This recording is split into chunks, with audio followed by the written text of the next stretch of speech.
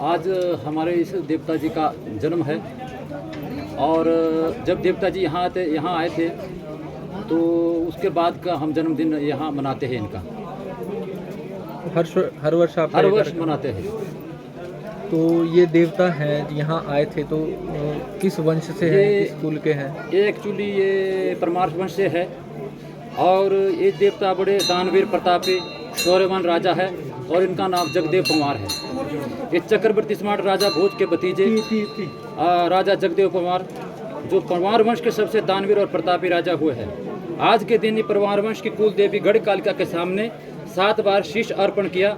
माता ने हर बार इस दानवीर राजा को बचा लिया। आज के दिन ही माता ने राजा जगदेव को अपने चरणों में जगह दी।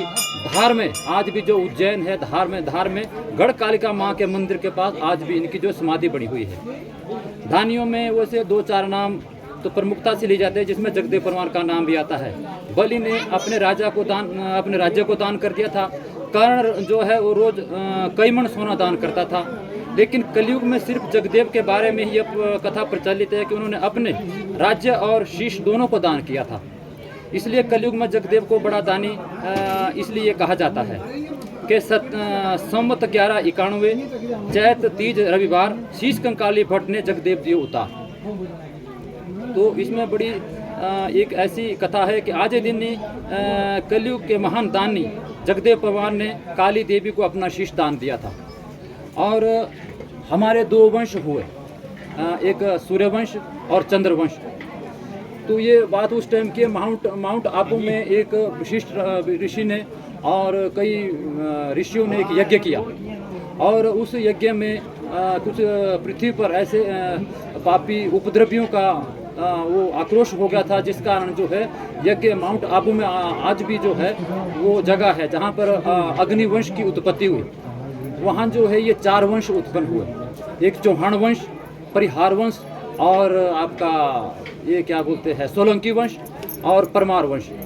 परमार वंश के बारे में ऐसा इतिहास है कि जब इन्होंने यज्ञ किया तो चौहान, सोलंकी और परिहार ये तो पुरुष रूप में इसे हवन कुंड से निकले। लेकिन तीसरा जो था ये रंडमुंड था। ये जो परमार वंश का जिसको परमार वंश का नाम दिया गया वो रंडमुंड था। इसके ना तो सिर था, ना बाजुएं थी, ना टांगे थी। तो ऋषियों ने जब इसके लिए देखा कि इसके ना तो सिर है, ना टांगे है, ना इसका कुछ नहीं है, तो उन्होंने ऐसा किया कि ये पूछा भाई तू कौन है। जब यज्ञ किया तो ये भूमि पर उत्पन्न हो गया तो ये रोल करता रहा जमीन पर ही। तो उससे ये पूछा गया कि कौन है आप लोग। तो उसने बोला कि मैं बलि का लड़का हूँ, राजा बलि। तो फिर वहाँ उस टाइम ये जो आज ये हमारा चिकित्सा विज्ञान है उसी के आधार पर उस टाइम भी ऐसा ही होता था। उन्होंने जो है अपने आदमी को जो ऋषि मुनियों को बड़े बड़े आयुर्वेदाचार्यों को भेजा बलि के पास। तो उसने पूछा भाई आपका ये लड़का है। उन्होंने बोला हाँ ठीक है जी मेरा लड़का है, परंतु मैंने जमीन को दान दे दिया हुआ है, भूमि को मैंने दान दे चुका हूँ। मैंने इसके लिए बोला कि आप धरती पर नहीं जा सकते। इसने मेरे साथ जिद किया। बोलते जैसे स्त्री हट बाल हट, ये जो हट है उसी तरीके से इसने मुझे बोला कि मैंने ज़मीन पर जाना है। तो मैंने उसके बोला कि आप तभी ज़मीन पर जा सकते हैं जब आपके सिर और टांगे यहीं रहेगी और हाथ भी आपके यहीं रहेंगे। तो ये हो गया कि मैं जाऊँगा ज़मीन पर। वो चला गया।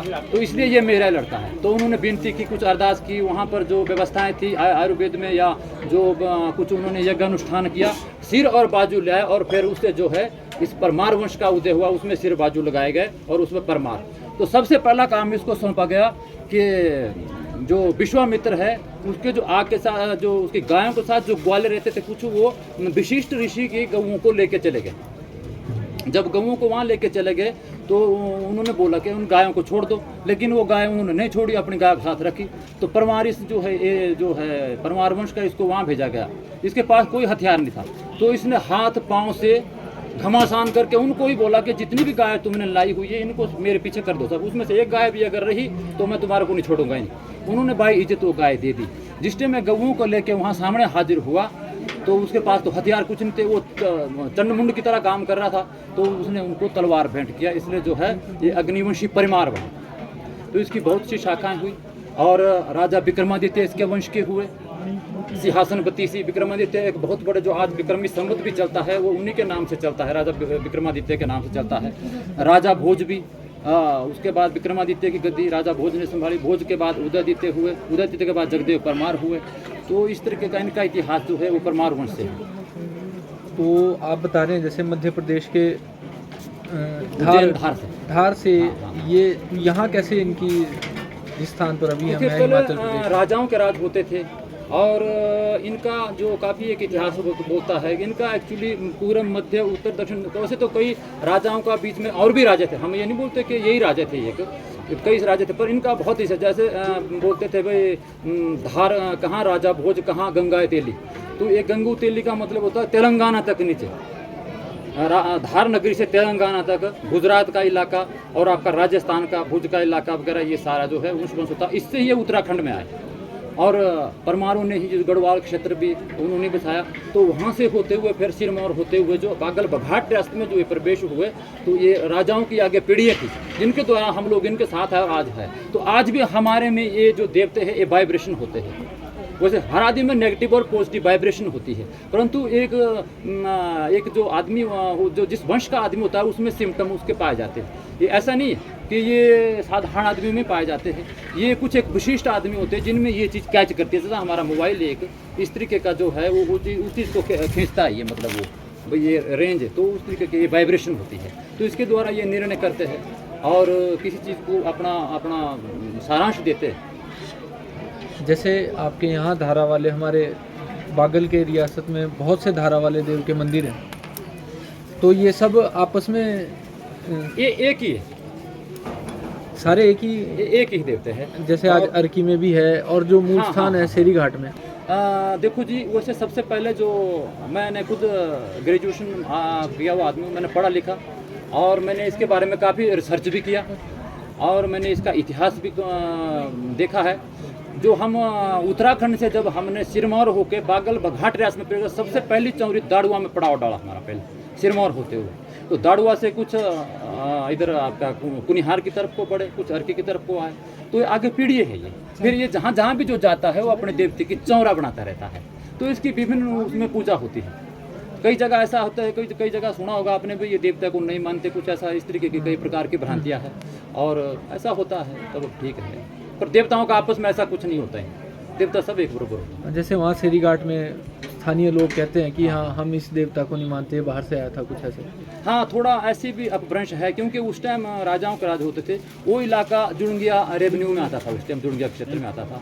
तो कुछ ऐसा हुआ था जब अजय परमार जो उत्तराखंड का जो 37वां राजा अजय परमार हुआ, उसने बुंजा वीरों को कैप्चर किया था, जो गढ़वाल क्षेत्र बना था, तो उसमें से उसने बाद में उसने नाथ पंथ अपना लिया। राजा भर्तृहरि हुए, विक्रमादित्य के बड़े भाई राजा भर्तृहरि हुए, तो वो भी नाथ संप्रदाय से थे। नाथ संप्रदाय का मतलब है कि 9 नाथों में उनका भी नाम था, उनके ही फिर कुल में जो 37वां राजा, मैं गढ़वाल क्षेत्र से बोल रहा हूँ, तो अजय परमार जी, तो उन्होंने बाद में इतनी कटापट्टी कर दी संसार में, इस तरीके का काम कर दिया कि उनका मन भर गया, फिर लड़ाई झगड़े से उन्होंने छोड़ दिया ये सारा काम और नाथ संप्रदाय में हो गए। तो कई राजाओं ने इसका विरोध किया, मतलब ये देवता ऐसा देवता था कि ये मतलब ये खुले में रहता है ये, और हर जाति हर धर्म के लोग इसकी पूजा करते, चाहे वो किसी भी जाति का हो, चाहे वो अनेक जाति का हो, लेकिन वो फिर भी इसकी पूजा करते। चाहे आप जैसे जहाँ ऐसा देवता है ये, जहाँ आप जूते भी खोलते हैं, अगर आपके पास व्यवस्था नहीं भी है तो उन जूते के जगह पानी छिड़का के वहाँ चौका चौका दे के वहाँ भी इसको पूजा माना जाता है और ये खुश रह जाता है। ये जो कार्यक्रम है आप हर वर्ष यहाँ पर हर वर्ष मनाते हैं। पिछले कितने समय से चल रहा है? ये तो वैसे तो बड़ा प्राचीन है ये स्थान, लेकिन ये मेरे में भी जो वाइब्रेशन हुआ ये 200 साल के बाद हुआ।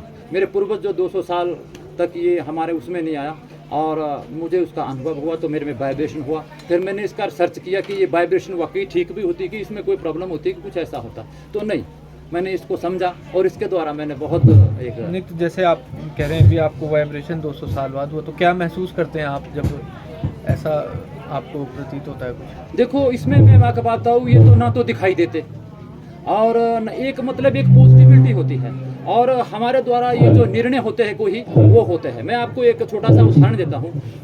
जो राजा विक्रमादित्य जो हुए, राजा विक्रमादित्य जो है उनके सिंहासन में बत्ती सी होती थी, जो बत्ती जो वो नीचे उनके सिंहासन में जो वो जोगनी लगी होती थी वो उत्तर देती थी। वो सिंहासन में राजा भोज को मिला, लेकिन वो जब वो काफ़ी सालों के बाद राजा भोज को वो मिला तो उसके बाद उससे ये पूछा गया कि आप, उन जोगुनी ने बोला कि हम आप इस पर नहीं बैठ सकते जब तक आपने हमारे 32 प्रश्नों का उत्तर नहीं दिया।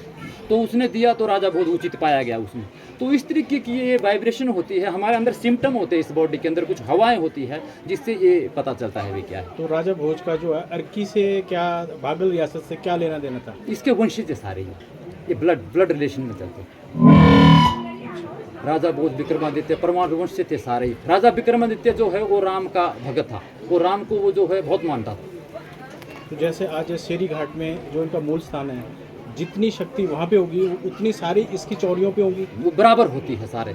इतने तक नहीं मैं ये बोलता हूँ कि हर घर में जो इसके वंश में जिनका इष्ट है, जरूर नहीं भाई वो देवताओं में खेल के ही होता है कुछ, जो भी इसके ब्लड रिलेशन से जो इसको अपना मानते हैं उनमें है, घर घर में है। घर घर में इसकी चौकी लगती है, घर घर में मंगलामुखी ध्वनि होती है। मंगलामुखी के पीछे भी एक राज है कि ये जो मंगलामुखी जो इस देवता के साथ क्यों होता है। ये एक बार ऐसा हुआ कि ये जिस राज्य के पास, इसमें बीच की थोड़ी कहानी है, तो एक राजा के पास जो सिद्धराज था उसके पास नौकरी करता था। तो एक दिन सिद्धराज और ये जगदेव परिवार कहीं नहाने गए। जब उन्होंने वहाँ उस सिद्धराज की छाती पर कुछ आकार देखा तो उसने पूछा, भी राजा जी आपके पास धन भी बहुत है, अन्न भी बहुत है, धन भी गणे रहो, अन्न भी गणे रहो, पर तेरे ये जो दाग पड़े हुए किस चीज़ के? उसने बोला, भाई एक बात है, तू तो मेरा नौकर है। इस जगदेव परिवार नौकरी करता था, तू तो मेरा नौकर है, अब तेरे पास क्या होगा, तू मेरा काम नहीं कर सकता। परंतु बात ऐसी है कि मेरे को कुछ एक दुख है। तो बोल भाई, मैं भले ही तेरा हूँ पर मेरे को तू साधारण नहीं, मैं उदयादित्य का लड़का हूँ, मेरे को तू साधारण मत समझना। भाई साधारण पुरुष है, मेरी कुछ मजबूरी है जो जिस कारण से मैं जो है वो तेरे पास नौकरी कर रहा हूँ। तो फिर वहाँ जब वो उसने बताया कि कोई ऐसा आदमी है और वो जो है मेरी स्त्री को इस तरीके से वो मतलब मेरा रूप धारण करता है और मेरे को वो जो है वो नीचे पावे के नीचे वो कर देता है, मेरा रूप लेके वो लीलाएं करता है। तो उसने बोला कोई बात नहीं, रात को आपने ऐसा करना, जो जंत्री है उसके लिए बोलना भी तेने नौपत करते रहना, तेरा बाजा बंद नहीं होना चाहिए, तो मंगलामुख को बोलना, बाकी मैं अपना काम करूँगा। रात हुई, वो भैरव भी आया जी, वो लांगड़ा जो था, लंगड़ा भैरव बनाया बाद में उसने, वो भैरव आया। जैसे ही वो उस कमरे में प्रवेश हुआ, उसने बाहर से देख लिया जगदेव ने और उनका घनघोर युद्ध हुआ। उसने बोला भैरव ने कि तू तो साधारण आदमी है, हम तो देवते, तू क्या हराएगा मेरे लिए? उसने बोला ठीक है, पर मैं ऐसा छल नहीं करता जैसा तू कर रहा है। दोनों का आपस में युद्ध हुआ और उसने उसकी टांग तोड़ दी। तो जब माँ कंकाली के लिए इसका पता लगा कि भैरव की जो है वो उसने टांग तोड़ दी, उसने छड़ दिया उसको, माता के पास रोने चिल्लाने लगा। तो माता ने बोला, भाई क्या चाहिए? बोलो मेरे को जगदेव का सिर चाहिए, मैं तभी खुश रहूंगा, नहीं तो मैं तब तक ना अन्न पानी ग्रहण करूंगा, मैं कुछ नहीं करूंगा। माता ने उसे पहले भी कहा था कि जहाँ जगदेव परमार जाएगा तेने उस जगह में नहीं जाना है, पर तेने वही काम किया। चलो वो भाटनी का रूप धारण करना, उसने रूप बदला और वो सभा में चली गई जहाँ वो था। तो वो सिद्धराज के पास नौकरी करता था जगदेव परमार। जब वो उस स्थान पर गए तो सबसे पहले तो राजा बड़ा होता है, राजा ने आवभक्त किया। तो उसने बोला, भाई राजा जी, भाटनी को बोला, भाई तू क्या चाहती है मेरे से? बोलो भाई जो आप देंगे। तो पर्दा किया, भाटनी ने जगदेव परमार की तरफ को अपना पर्दा किया। तो उस राजा ने पूछा, भाई आप पर्दा क्यों कर रहे हैं? राजा तो मैं हूँ, मेरे पास सब कुछ है, अन्न है, धन है, सोना चांदी है, इसके पास तो कुछ नहीं है, तो मेरा नौकर है। बोलो तेरे को नहीं पता, तेरा नौकर है भले ही है, लेकिन जो गुण इसके पास है ना वो तेरे पास नहीं, ये शिष्टानी नाम का है। बोलो नहीं ये नहीं, कुछ नहीं।